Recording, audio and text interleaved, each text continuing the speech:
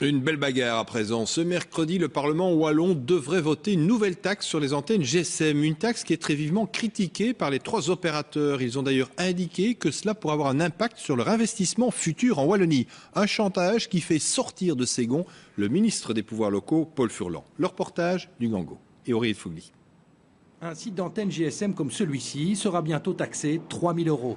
Cette nouvelle taxe devrait rapporter à la Wallonie près de 24 millions. 10 millions reviendraient à la région, le reste aux communes. Les 3 opérateurs parlent de taxes incohérentes, excessives et nuisibles et menacent même de désinvestir. Cette taxe va peut-être représenter une très grosse augmentation de nos coûts, avec peut-être justement des antennes qui seront plus rentables. Et donc on devra peut-être, qui sait, démonter.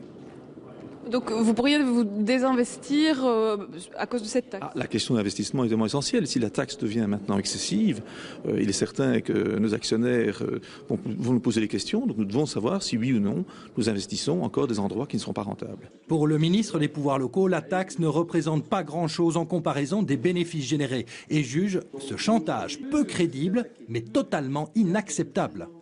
Ce qui m'a profondément choqué, c'est qu'ils prennent en otage la Wallonie et ses concitoyens en disant si cette taxe est prélevée, nous n'investirons plus en Wallonie. Dès lors, imaginez si tout secteur économique était amené à opérer de la sorte, ce que serait le pouvoir de l'État. Il faut donc se battre, lutter pour que le citoyen, l'État, soit protégé. C'est ce que je m'engage à faire. Cette taxe existe en fait déjà dans la grosse majorité des règlements communaux en Wallonie, mais les opérateurs ne la payent plus depuis 2007.